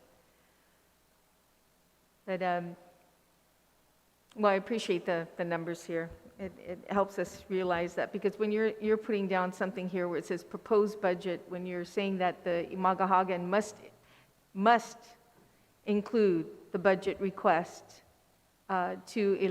include in the budget request to El Legislature in Guahan for this, then we can anticipate that more funding is going to be needed. So you just double it up. So it's almost going to be $2 million the next time around for almost 40 cadets to go through that. Okay, thank you, Mr. Chair. Senator Moreland? Mr. Chair, just point of information. This bill this amendment to include the other agencies' amendment doing the same thing on the training cycles does not affect FY22 budget. We're talking about FY23 budget. So this is just to authorize them to submit with their annual plan or their annual budget, the training to continuously fill these positions. As we know, public safety, all lines are really in need of that. Thank you, Mr. Chair. Thank you, Senator Moreland. Anyone else on the amendment? Just a point of information also, Mr. Chairman, having Sure. been in law enforcement and done the planning from the DYA and all the law enforcement perspectives, your attrition rate also is counted, and I know Steve knows this. The 40 really, you're going to lose probably 20 to 25 officers per year, and they're retiring at the highest levels most of the time as they're going out. So the funding becomes available, of course, when that's a warm body that leaves.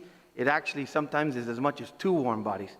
So this planning tool is very realistic because of the fact that it's 40 overall, and that's probably why, they at least budgeted now for the 20, knowing that as the fiscal year goes by, money is going to become available as those officers retire, go somewhere else, whatever they do, which even the chief has said this year has been extremely difficult, that money becomes available, and sometimes it's even more than what would be required here. So I just wanted to make sure that we understood that as well. It's not just to say, hey man, you got a plan for $2 million. They already know built in that they're going to have a rotation of a minimum attrition. Thank you, Senator Joyce. Senator Moreland? Thank you, Mr. Chair. Just another point I'd like to make. I kind of rushed some of these amendments, but also wanted to apologize for my good senator from Jotnya. The committee chair and I have also discussed these amendments under public safety. So therefore, I wanted to include on the, as co-sponsor to these following amendments, to include this one, Senator Pt.1, if there's no objections by the body. Thank you, Mr. Chair. Thank you. Anyone else on the amendment? Senator Nelson? Thank you, Mr. Chair. I rise in support of this amendment. We've had many hearings, and we see a decrease in officers. We see an anticipation of attrition due to retirement or officers leaving for other jobs in the United States. And so this really is, I feel that if we start prioritizing these cycles, that we can really, truly capture the personnel needed to perform these jobs within our public safety, that our community will not have to suffer and be in need of this kind of service. So I rise in support. Thank you, Mr. Chair. Thank you, Senator Nelson. Anyone else on the amendment? Seeing no one, Senator Moylan, you may close. No closing. Thank you, Mr. Chair. Thank you, Senator Moylan. Any objections to the amendment? Seeing none, motion carries. We now have 14 amendments remaining in the chapter. This next amendment was actually a slight oversight by us. It's to the same page 137, but it's in an earlier line that we should have taken up earlier, but I understand the sponsor doesn't have a problem with taking up the amendment now. This is by Speaker Therese Terlahi. It is SB 55 TMT L4, page 137, COTW. Madam Speaker, you're recognized. Thank you, Mr. Chair. This is an amendment to delete Section 39 of Chapter 12 of the bill. Section 39 is a statute of the Ancestral Lands Commission. My motion is to delete this because it amends the Enabling Act of the Ancestral Lands Commission. There's not been a public hearing on this, and so I want to ensure that we have a consensus of the commission itself and also the public as to changing. What this amendment would have done is, right now, the ancestral lands is mandated by law to set aside proceeds of certain of its leases for the land bank. Those are for people whose land were not returned by the government of Guam, and they're going to be compensated out of this land bank. So this amendment was taking certain parcels out of the land bank and allowing those proceeds to be put into operations funds. And so while I know they want operations funds and they need operations funds, I think there are other implications to the other landowners who are not being compensated currently and still waiting for plans from the Ancestral Lands Commission as to how they're going to be compensated from this land bank. So I just don't want to do that without a public hearing. So that's my amendment, is to strike this whole section 39. Thank you, Mr. Chair. Thank you, Madam Speaker. Anyone on the amendment? Senator Blas, you're recognized. This is a point of inquiry here. This is to delete section 39. A simple question, and maybe the author of the amendment can, who put this in the bill?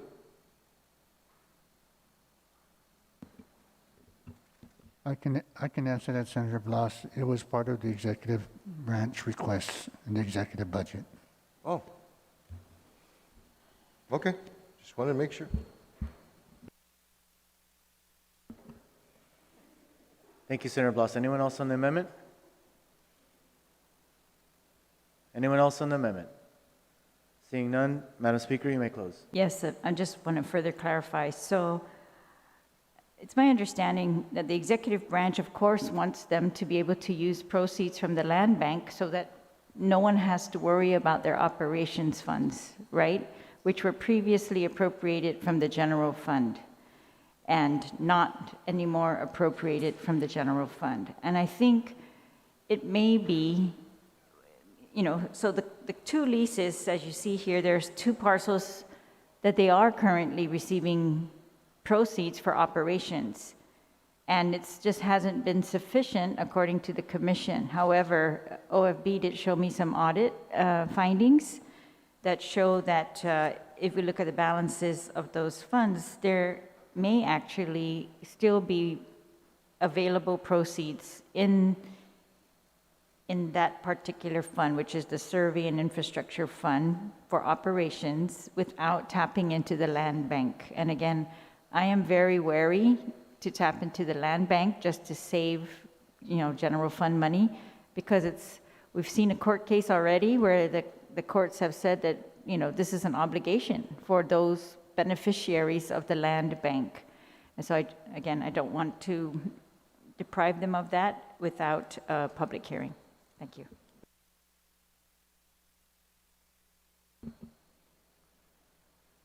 Thank you, Madam Speaker. Any objections to the motion? Seeing none, motion carries.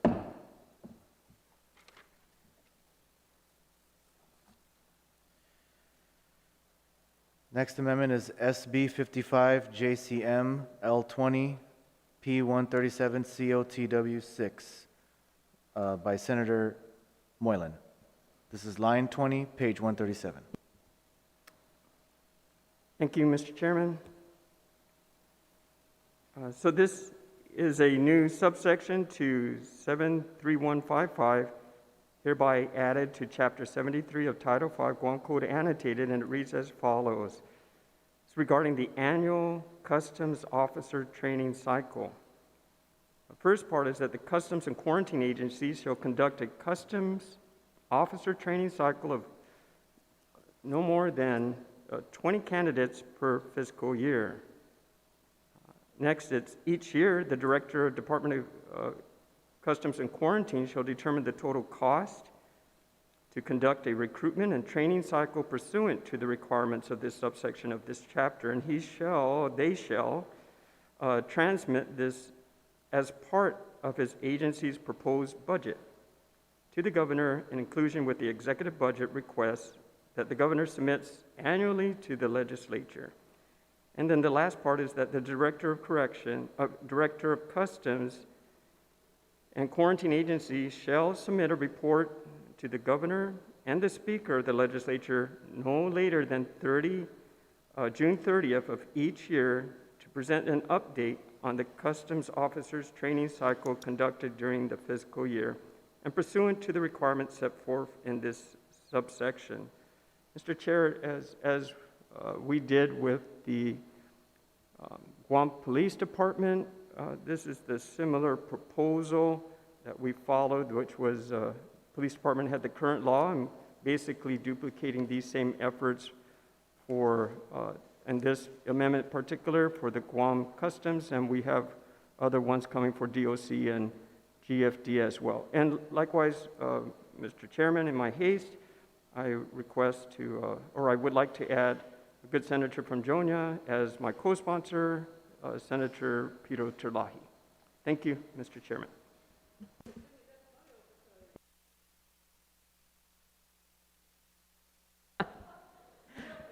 We can triple that. Okay, thank you. Thank you. Thank you, Senator Moylan. Anyone on the amendment? Senator Nelson, you're recognized. Thank you, Mr. Chair. I rise in support of this amendment. We just had a hearing last week to discuss some of the challenges that CQA was facing, and I'm grateful to the sponsor for this amendment and also for the bill that he submitted. Yes, thank you for the help, and thank you for helping Customs. Thank you, Senator Moylan. Senator Nelson. Anyone else on the amendment? Anyone else on the amendment? Seeing none, Senator Moylan, you may close. To add our good committee chairman, or Senator Talina Nelson as co-sponsor. Thank you. That's all. Any objections to the amendment? Seeing none, motion carries. We are now on SB 55 JCM L20 P137 COTW 12. Line 20, page 137. Senator Moylan, you're recognized. Thank you, Mr. Chairman. Okay, so this is similar to the last two. No changes, if I can just expedite it here. And this is reference to the Guam Fire Department, which is also in need of their new recruits as well. So I appreciate my colleagues' approval. And that will be to add also Senator, if I'm correct, Peter Talahi as well. Thank you. Thank you, Senator Moylan. Anyone on this amendment?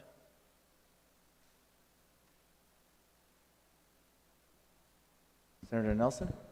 This is a good amendment, and it fixes a lot of our challenges within this agency, and so I thank the sponsor for this amendment. I rise in support. Thank you, Senator Nelson. Anyone else on the amendment? Senator Moylan? No, thank you. Any objections to the motion? Seeing none, motion carries. We now have 11 amendments left in the chapter.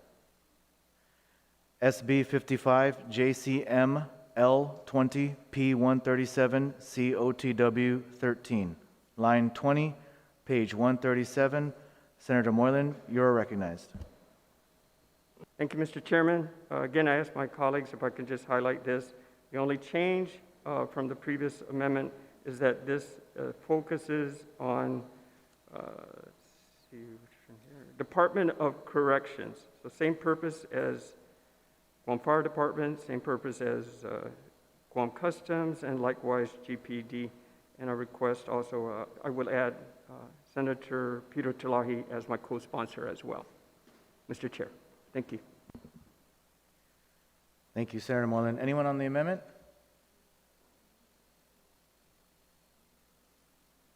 Seeing none, Senator Moreland? No close. Thank you, Mr. Chair. Any objections to the motion? Seeing none, motion carries. 10 amendments remaining in the chapter.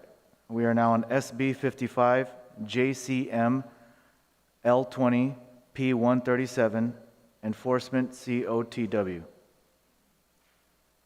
Line 20, page 137. Senator Moylan, you're recognized. Thank you, Mr. Chairman. I also have co-sponsors with this bill is Senator Frank Blas Jr. and Senator Chris Duenas as well. So this is to add a subsection of 41 to chapter, we read that part already. So basically the enforcement side. So what this reads is that during a state of public health emergency, the Public Health Authority may request assistance in enforcing orders pursuant to this chapter from the Public Safety Authority. And the Public Safety Authority may request assistance from the organized militia in enforcing the orders of the Public Health Authority. So notwithstanding any other provisions of the law, rule, or regulations to the contrary, any order from the governor which establishes citations or fines for those who violate the governor's executive order pursuant to this chapter, or any order from the governor which mandates the requirement of vaccinations for government employees, private businesses, and their patrons, also pursuant to this chapter, shall be approved by the Guam Legislature by a majority vote. Then following the enforcement, we had the vaccination and treatment. So during the state of public health emergency and pursuant to the provisions established in subsection 19404 of this chapter, the Public Health Authority may exercise the following emergency powers over persons as necessary to address the public health emergency. Vaccinations, to vaccinate persons as protection against infectious diseases and to prevent the spread of continuous or possible continuous disease. Vaccination may be performed by any qualified person authorized to do so by the Public Health Authority. A vaccine to be administered must not be such as responsible, likely to lead to serious harm or affected to the affected individual. Number three, to prevent spread of contagious or possibly contagious disease, the Public Health Authority may isolate or quarantine pursuant to subsection 19604 persons who are unable or unwilling for reason of health, religion, or conscience to undergo vaccination pursuant to this section. 3B is there is treatment, and to treat persons exposed to the infected with disease. B1, treatment may be administered by any qualified person authorized to do so by the Public Health Authority. Number two, treatment must not be such as is reasonably likely to lead to serious harm of the affected individual. And number three, to prevent the spread of contagious or possibly contagious disease, the Public Health Authority may isolate or quarantine pursuant to that subsection, and persons who are unable or unwilling to, for reasons of health, religion, or conscience, to undergo treatment pursuant to the sections. And it's to allow Legislature Council also to make technical corrections. So basically, this is reference to the executive order recently put out by our governor, and we're stating that these in the future would need to come to the legislature for majority of the vote when it talks about enforcement penalties and fines and mandatory vaccinations. Thank you, Mr. Chair. Thank you, Senator Moylan. We're going to take a moment's recess.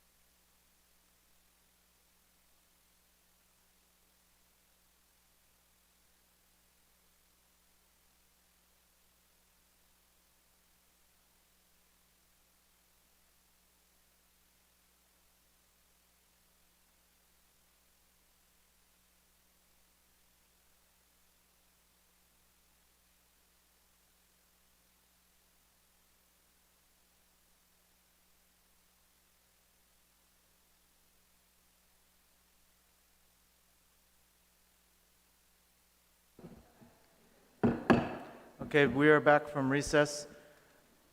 We are on the Moylan Amendment to line 20 of page 137. Anyone on the amendment?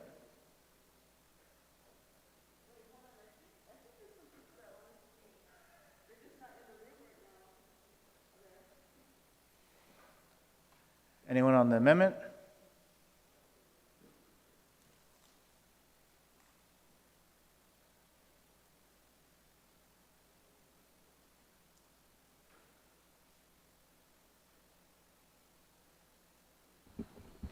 Senator Shelton? Sure, Mr. Chair, I think this specific amendment is something we haven't seen before in this bill. It's something completely different from the bill, and as I understand, it's similar to a bill that's already been introduced, and we have a public hearing coming up on Friday. This is a big amendment to this bill, and I think this subject deserves a public hearing, and we can wait a few days to hear this and hear the comments from the public. Thank you, Senator Moylan. Excuse me. I keep calling everyone Senator Moylan tonight. You had like 5 amendments in a row. I'm sorry, I apologize. And we've been here for 2 weeks. Senator Shelton, I apologize. Thank you. Anyone else on the Moylan amendment? Senator Duenas, you're recognized. Excuse me, Mr. Chairman, and obviously as a co-sponsor, I support the amendment. And I understand the concerns of the retiring speaker that this bill has, or this amendment, which is in bill form, that's been introduced as a public hearing upcoming. But this section of the budget allows for amendments like this. And I think we've seen over the last several days, to include yesterday just in front of our own house, as well as down at the governor's office, you know, a significant amount of public pushback. And I think that, you know, there are times when this body has a choice to act based when we're in session. You know, we've gone back and forth over, you know, budget items that also were bills. You know, we've debated those issues. There might even be a couple of amendments down the line that are related to pending public hearings on bill proposals. But in this instance, Mr. Chairman, I believe that this is something compelling enough to include in this budget. I think it is something that does offer the dialogue. It offers the dialogue because it doesn't say whatever has been put out in the executive order, which a number of those things have been placed here. It doesn't say that they can't be done. It says that it requires legislative approval. It requires the ability for people's voices to be heard in this hall with regard to such sweeping and drastic proposals which have a huge implication on individuals' rights. We've even seen one of Guam's favorite sons, a doctor, who basically resigned as the PAG chair for that very reason. That's not a secret. He has been in the media stating that that was his number one concern with the latest orders that have been put out by our governor. So, Mr. Chairman, I believe this is of high public interest and something that belongs to be in this budget, and I hope we can get the support of the body. Thank you, Senator Duenas. Anyone else on the amendment? Anyone else on the amendment? Senator Torres, you're recognized. Mr. Chair, I'm looking at this amendment and where it affects Guam statute, and it affects it at 10 GCA Chapter 19, which is the emergency health powers. And in looking at the amendment, I really question if this amendment is out of order, because it's an entirely new section to the emergency health powers. and the topic is so heavy with regard to emergency health powers as opposed to budgetary concerns and the provision of budgetary considerations for the fiscal year 2022. So I would like to pose the question if it's in fact in order, or if, as suggested, it is a topic that, or not suggested, it was disclosed that it is a topic of another separate bill, and that perhaps that process where it's vetted properly and thoroughly, because it's so impactful as an emergency health powers issue, that is its place and not this Budget Act. So with that, I'd like to ask if the chair could make a ruling, perhaps if it's out of order, first of all. Sure, thank you, Senator Torres. I do not rule it out of order. I conferred with legal during the recess. That's why I called for the recess, was to talk to legal and get some counsel. After my discussion with them, I've determined that this cannot be ruled out of order. So if someone objects to it, based on the fact that there is a public hearing scheduled for it, and on the basis that it deserves a public hearing and as its own separate bill, then that's the way that that can be addressed, through an objection on the floor. Okay, so I appreciate that information. I was not aware that you were actually making inquiry about whether it was out of order or not. But then, given that logic and line of reasoning by legal counsel, then I would object to it I would object to it being proffered as an amendment to the Budget Act, and instead encourage that it go through the public hearing process as a standalone bill that would amend and add to Chapter 19, the emergency health powers of 10 Guam Code annotated section, which is health and safety. So with that, I would object on that logical ground. Thank you. Thank you, Senator Torres. Anyone else on the amendment? No one else on the amendment? Senator Moylan, you may close. Senator Blas, you're recognized. Thank you, Mr. Chair. Obviously, as a co-sponsor to the amendment, I stand in full support of the amendment, and appreciate the concerns that were brought. I'd just like to remind the body, too, as well, that we've been through basically about a week of different amendments and measures, where it was questioned as well as to whether or not this was proper to be able to put it into this bill. But it was the decision of the body at that point. I have to agree with the author and co-sponsor also of this amendment, of this provision to be placed in here, and that it is urgent. And quite honestly, it's got everything to do with the budget.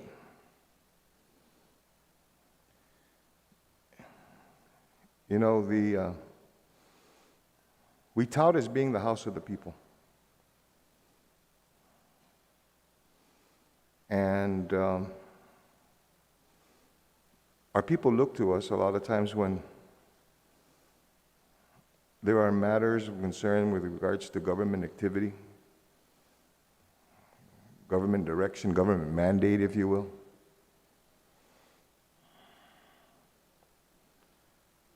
And question that is often brought is, where was their voice in this process?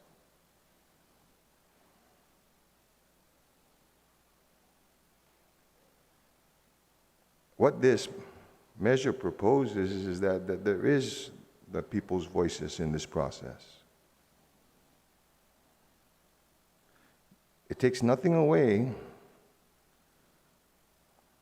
from the emergency powers that the governor has. This is an amendment to an existing statute. This is not a new statute it's an amendment to the existing statute. But what it places in that, and you got to remind you, that statute was placed in decades ago. And that statute, like many other statutes that we have, where once it's put in place and once it's tested in effectuality and how it affects the community, there are times that this body comes in and makes the changes, makes the tweaks, fixes the deficiencies. And that's what this provision does.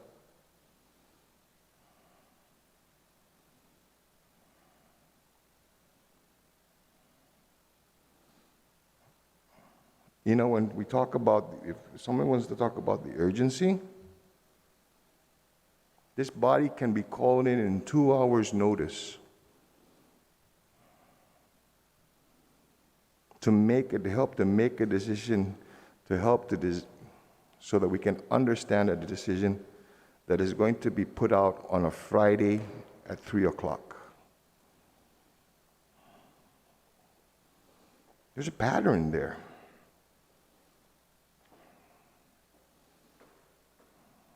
And did you once hear in the last few days of the decisions for mandates and orders that there was consultation with that body, that branch of the government that has the responsibility to represent the people?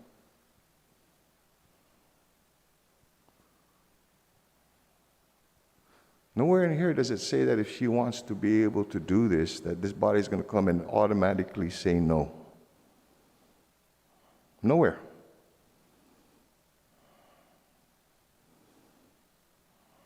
Nowhere in here does it say that,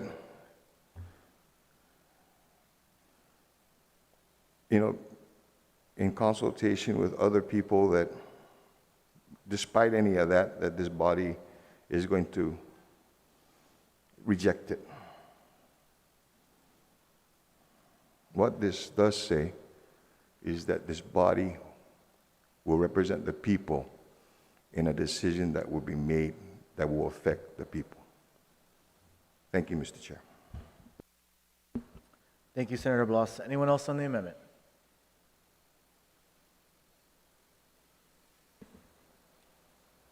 Could we get legal, please?